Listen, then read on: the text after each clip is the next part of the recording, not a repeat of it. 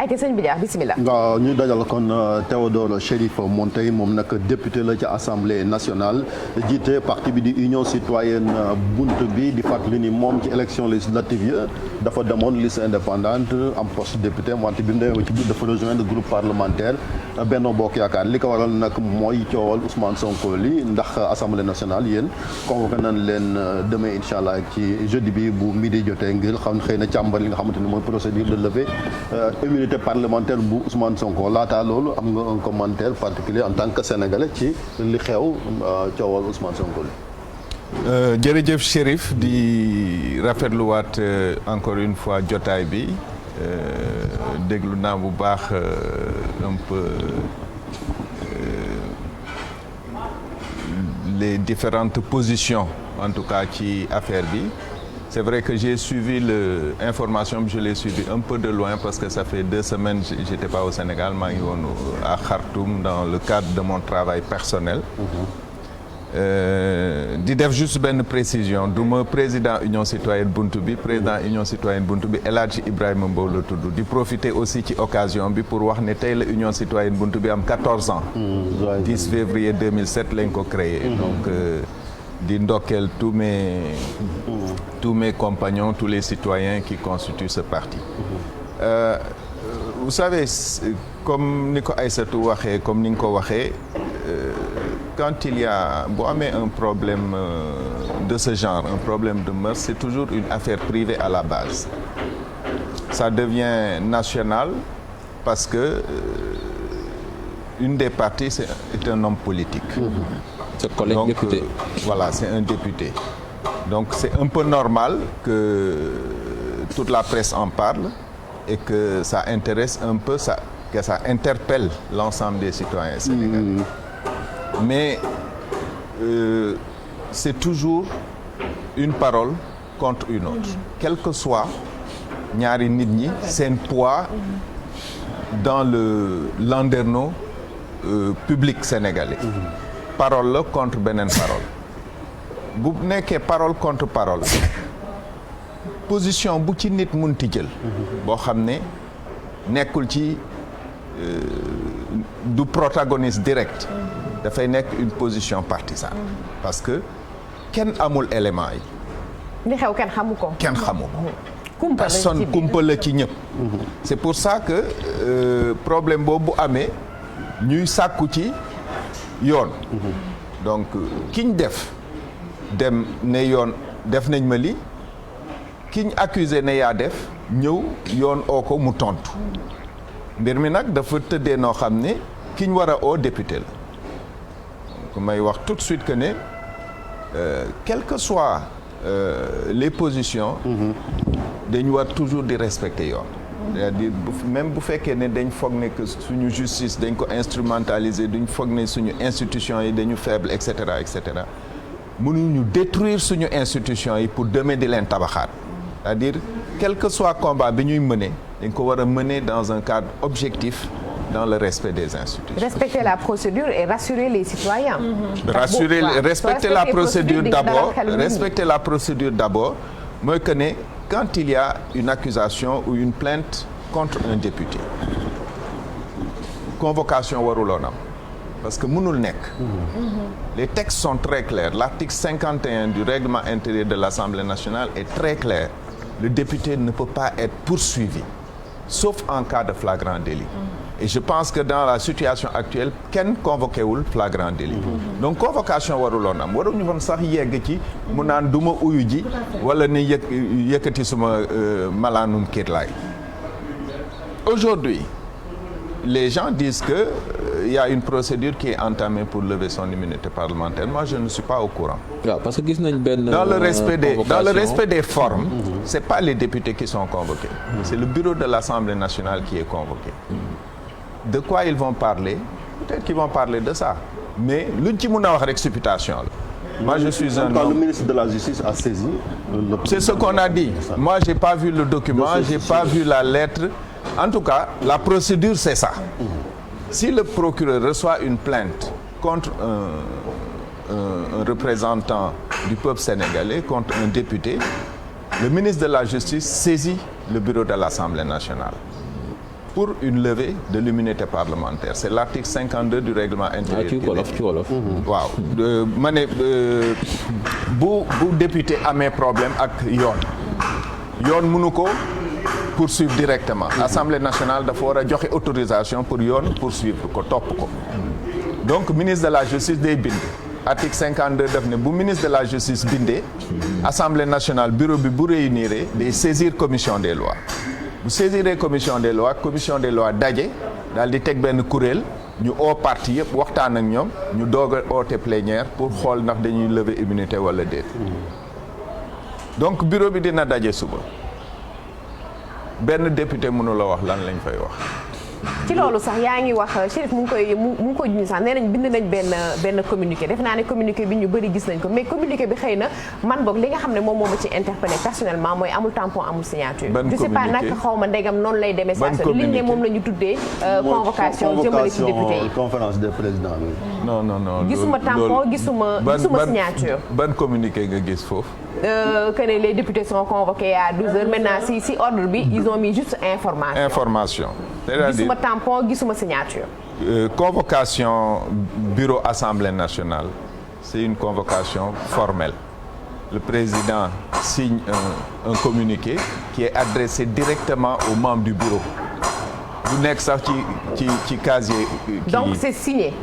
Normalement c'est signé du nekk ci casier député yi c'est adressé uniquement aux membres du bureau ordre du jour bi sax d'habitude duñ koy xam information la ñuy def bu ñëwee après ñoom ci seen bopp ñoom ñooy constituer ordre du jour bi waxtaan ci daal di tënk dara ne dañuy saisir telle ou telle commission pour affaire bu fekkee ne président dafa jot lettre ministre de la justice cette lettre elle est confidentielle benn député du ko jot même le président de la commission des lois du ko jot bu ñu yeggee biir kii bi ci biir réunion de bureau bi ci la leen koy doog communiquer te il ne leur donne pas copie de la lettre il leur communique le contenu de la lettre après ñu doog a convoquer commission des lois bu ñu convoquer commission des lois nag te dafa am ay délais moo tax li nit ñi di wax ne ay dañuy accélérer procédure mënul nekk c'est pas possible c'est-à-dire bu ñu saisiré il faut au moins 3 jours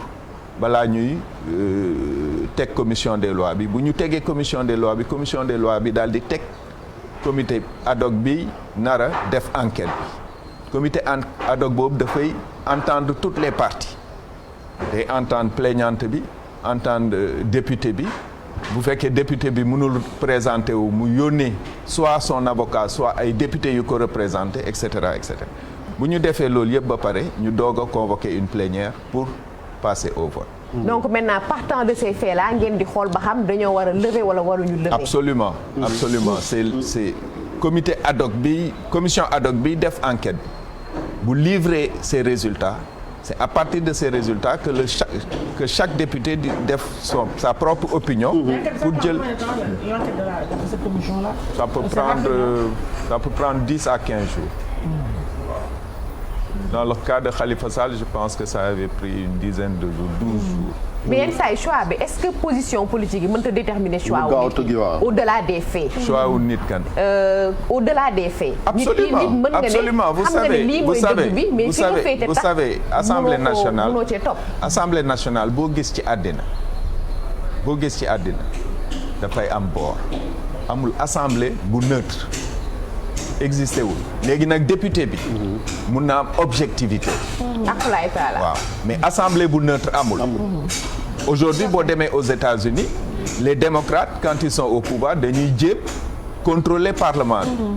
boo demee en France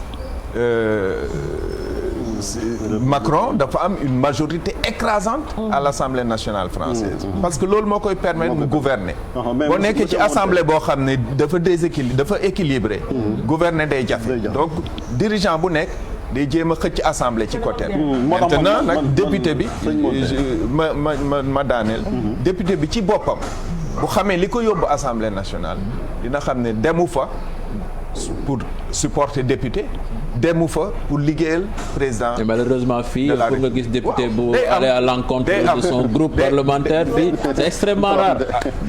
gis nañ ko ci am nga ko fii ci sa kanam amul amul benn yoon bu ma nit mun a jël en faute par rapport à mon objectivité quelle que soit mon appartenance donc c'est pas parce que dama bokk groupe Benno Bokk Yaakaar que Benno Bokk Yaakaar bu waxee fii ma wax lii wala bu joxoñee fii ma xool fii. yow est-ce que di nga voté lever immunité parlementaire bis bu ñu ko tegee sa table.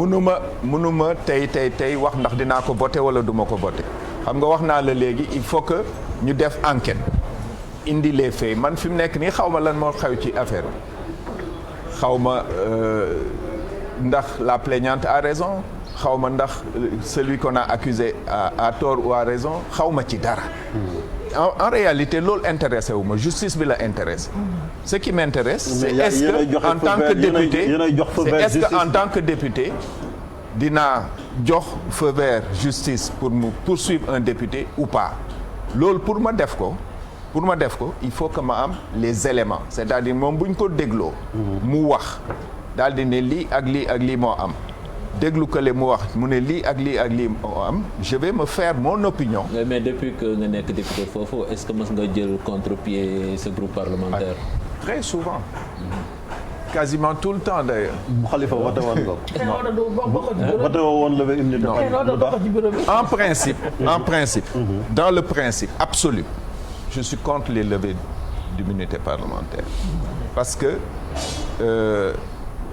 Immunité parlementaire en réalité moom rek moo mun a tax député bi am liberté de parole c'est-à-dire l'immunité parlementaire en réalité warul protéger député sur des faits de droit commun un député qui tombe sous des faits de droit commun moom ci boppam moo war a présenter wu à la justice l'immunité parlementaire protège le député contre les exactions de la politique comme ni ko Aïssatou waxee léegi buñ buggee politiser yenn affaires yi loolu mooy aar député bi mooy tax député bi mun a taxaw gouvernement def lii mu ne d'accorduma ci daal di ci joxe position bu ferme mais lan moo tax sa groupe parlementaire bi nga bokk parce que muy législature bi passé ak bii wax nañ ko au moins 5 députés yoo xamante ne levé nañ seen immunité parlementaire ñu ngi bëgg a banaliser loolu te ñun gis nañ waa dem na fi non banaliser pour man banaliser wuñ ko c'est une règle c'est une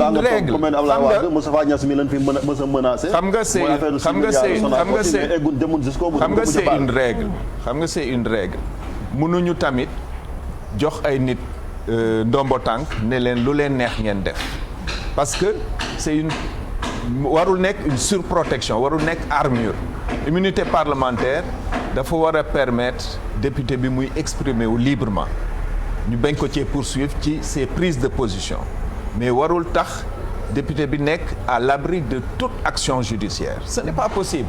bu fekkee ne xam la moo tax ñu koy wax parce que Aïssatou joxe na fi exemple ñoom Omar Sarr ak ñoom Abdoulaye Baldé moment bi dem nañ ci régime levé nañ seen immunité parlementaire mais justice ba demul jusqu'au bout kenn condamné wu leen poursuivre leen parce que kan ca toppoon mooy Karim Wade il n'a pas été député mais ñi nekkoon député gis na ni dañ koo levé nii rek pour xëy na pour le principe. te léegi ñu nga ca moment bi nag dem nañ fekki nguur gi. waaw mais donc moo tax mën na ñu ngi banaliser sax. moom laa lay wax c'est-à-dire gis nga ay institutions.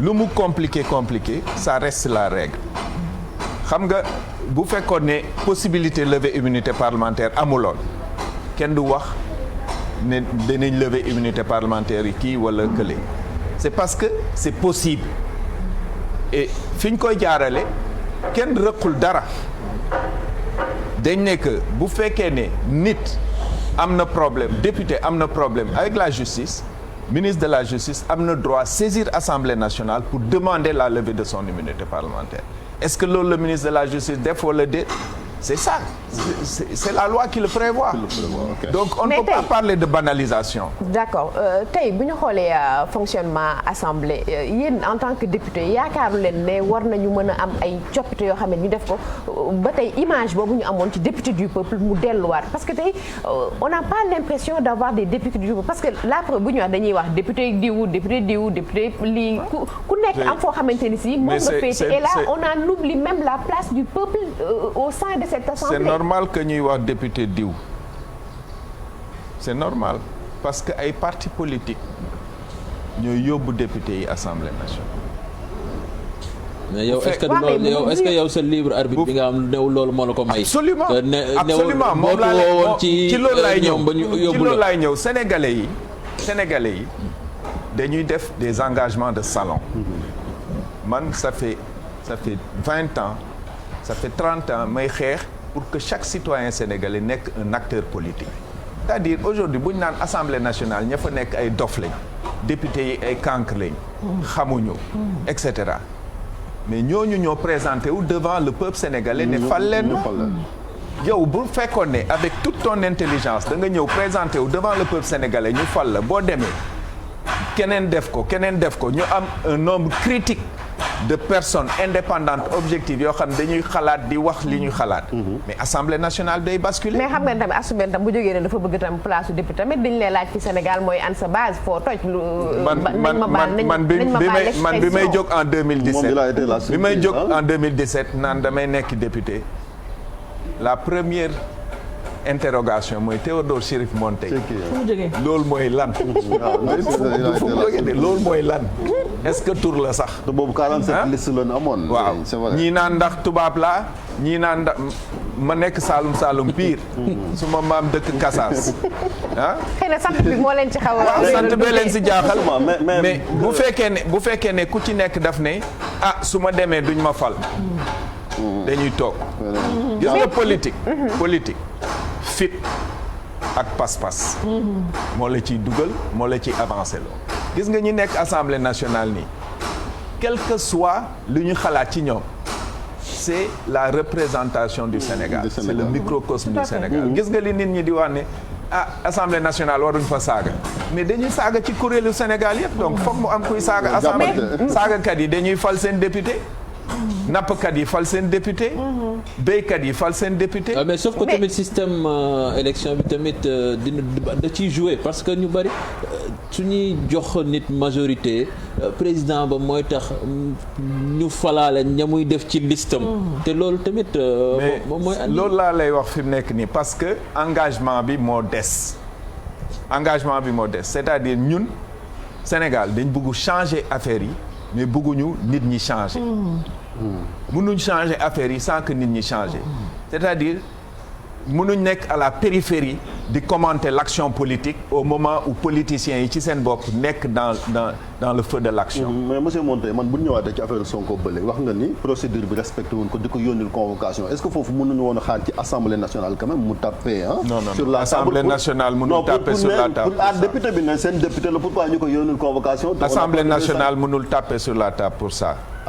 député bi xam na àqam ak yelleefam. duñ ko yónnee assemblée ko parce que c'est une institution.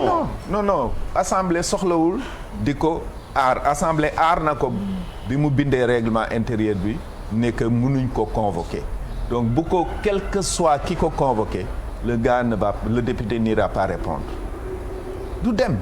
mais mënoon nañu génnee au moins këyit wane ko parce que Khalifa Sall dañ ko poursuivre yóbbu ko kaso ba pare doog wax lu jëm ci affaire boobu Khalifa nekkuloon député biñ ko yóbbu kaso. waaw mais après on n'a pas levé son immunité parlementaire je veux dire. non jébbal ko li nga xamante ni moom mooy. wax yoon Khalifa biñ koy yóbbu biñ koy fal mu ngi ko fekk ci kaso bi. à partir d'un certain moment pour que procureur bi déglu ko foog ñu lever immunité parlementaire mais ce qui s'est passé avec Khalifa c'est que gis nga article 52 bi prévoir lever immunité parlementaire article 52 boobu mooy prévoir arrêt des poursuites c'est-à-dire groupe député mun nañ jóg ne bind demander au bureau de l'Assemblée nationale mu bind procureur pour arrêter les poursuites contre un député lu tax son groupe ne l'a pas fait. C'est la question bu ñu war a poser wu. Lui il n'a pas de groupe. Si. Khalifa avait un groupe. Non il était à la tête de 13 députés. non ma doon woon non waxuma waxi groupe parlementaire dama ne un groupe de députés mun nañ bind sur la base de l'article 52 pour demander l'arrêt des poursuites. Pourquoi ils ne l'ont pas fait? Après, quelle est la procédure? Même chose la. Quelle est la procédure? Même chose dañuy teg commission ad hoc ñu entendre parti yi daal di jël décision. Est-ce qu'ils ne pensaient pas que c'était un combat perdu d'avance vu que ñoom 13 rek la ñu woon? nit mënul dem guerre naan. xam nga. mais bu fekkee da ngay dem guerre yoroo ngànnaay xëy na ñi ngay xeexal tey ñoom ñoo la ëpp doole. xam nga la bataille de Thermopyle. La bataille de Thermopyle 500 guerriers ah. yu song toute l'armée romaine pendant des jours ñoom ñëpp a dee mais ba tey kenn du leen fàtte nit du dem xeex naan la bataille est perdue d'avance c'est pas la peine. man bëggoon naa la laaj beneen laaj parce que affaire Sonko bi am na leneen lu mu wax maanaam moom pour mu fay 200 000 affaire prise en charge médicale kon yéen seen situation dafa précaire. bon loolu vraiment man j'aime pas trop commenter. non je veux dire je parle du statut du député. non dinaa ñëw damay introduire juste j'aime pas commenter des déclarations personnelles. xaw ma lu tax mu wax ko ak fu mu ko teg pour wax ko mais ce qui est sûr c'est que le député est couvert à 100%. on a une assurance qui nous prend en charge à 100%. boo hospital doo fay dërëm booy faju doo fay dërëm. même booy dàmpu yi. ma ne dégloo kinésithérapie acte médical la. on est couvert par il y a une assurance à l'Assemblée nationale assurance médicale. qui couvre le député sa femme et ses enfants. sànq Chérif am na loo xam ne dooroon nañu ko ñu wax ne que ne xëy na yenn député yi parti politique moo leen fa yóbbu mais bu la fa parti yóbboo boo ñëwee ba ci buntu assemblée ndax jotul nga summi mbubbu parti boobu sol mbubbu askan wi même bu la fa parti yóbboo. loolu mooy démarche bu normale bi c'est-à-dire booy dem assemblée nationale député ñetti taxawaay rek la am représentation légifération ak contrôle représenter mënoo représenter parti parce que parti. daf lay investir rek daf lay jox maanaam malade mi lay yóbbu ci liste bi mais ay nit ngay waxal ay citoyens sénégalais ngay waxal citoyens sénégalais yi ñoo lay fal donc boo duggee assemblée nationale mënoo fa représenter parti en tout cas man Théodore Chérif Monteil mënuma représenter union citoyenne biir assemblée nationale mënuma wax député union citoyenne ça n'existe pas député parti amul député président amul mun nga bokk ci dans un groupe am une pensée structurée di défendre des positions mais le député il doit être indépendant amul mandat impératif député amul mandat impératif waruñ ko wax fii ngay voter wala fële ngay voter. loolu peut-être xëy na ci son opinion non li war a am laa lay wax. maintenant dans les faits loolu amul. dans la réalité loolu amul pourquoi amul. mun nañ kuus gën a gëstu xool mooy man personnellement li tax ma xalaat ne que aujourd'hui Assemblée nationale Sénégal équilibré wul c'est parce que engagement citoyen sénégalais yi dafa des. kon daal ñoom Aïssatou ak ñoom Cheikh ak ñoom Chérif ak ñoom Astou Bène il faut ñu ñeme sóobu war a plonger ci langue utal ñu base. soxlawul base ma dellu Malicounda. soxlawul base parce que base daf lay tënk soxlawul base daf lay tënk. sa base Sénégal la war a doon. waaw mais il faut nga am foo xam ne moom mooy nekk sa cëslaay fa ngay dooree. man de personnellement fa ma dëkk suma maam juddoo fa ñu suul fa suma papa suul fa suma yaay 500 voix la fa Kaolack kenn voté lu ma. xamul na wala da ngaa joxewul xaalis amoo moyen. amoon naa moyen yu ma taalee suma oto. def ci carburant. wax ak askan wi. jox suma boy yi ma doon àndal ñu lekk. wax ak rajo 1000 francs bu ma jox. ayca boog defe naa ne Chérif kon sëñ bi Montagne sas nañu il faut que ñu am engagement citoyen comme nee na amul base kon bu ma dellu Malicounda bàyyil ma des Wakaam xool lu ma fa mën a am foofee. merci beaucoup Chérif xëy na peut-être tey salle des profs maaw moo nekk sama noppi di wax waxu salle des profs moo tax mu ñëw wax waxu salle des profs allo présidence amul tey defe naa ne dañ lay bàyyi rek nga jaajëfal ko ñu jéem a yëkkati jataay bi. dama ko yóbbaale xanaa rek suñu état de démocratie parce que coow li ñu fi gis ak manifestation de ko est-ce que démocratie Sénégal mën nañu wax ni pays démocratique la. Sénégal moom je pense que fondamentalement pays démocratique la parce que ñun ci suñ bopp ñoo am. Sénégalais ci boppam moo am culture démocratique kenn mënu ko dindi c'est-à-dire da ngay jéem wax naa ko fi plusieurs fois nee naa du benn du ñaar ay nit def tentative accaparement confiscation de la souveraineté mais bu jotee bés bu jotee bu Sénégalais yi jógee pour newaat delloo leen ma suma souveraineté ci lu gaaw nga ko koy delloo. mais ñu bari ñu ngi commencer manquer confiance seen justice quand même parce que yenn yi. waaw mais ça loolu lay wane. ça c'est dangereux c'est-à-dire même bu fekkee ne citoyens yi dañuy manquer confiance ci institution yi dañ war toujours di pencoo di wax ne que institution pour tabax ko dafa jafe mais moi je reviens maa ngi koy wax sànq Soudan laa jógee c'est très compliqué dëkk bu amul institution donc institution boo ko amee doo ko détruire da nga koy parfaire c'est-à-dire tey mun nañ wax ne lii ak lii ak lii métti nañu mais il faut pas tout casser nañu conserver avancer améliorer. merci beaucoup Chérif jërëjëf sëñ bi Montagne ñu rafetlu sa teewaay ci Infos Matin ak télévision Futur Média sëñ bi Dia grand Bourba jërëjëf ñu gërëm ko sëñ Montagne ñu gërëm ko bu baax moom ak ñu mu àndal ci parti député assemblée. jërëjëf Chérif Aïssatou ba àllarba ak jàmm bu soobee yàlla.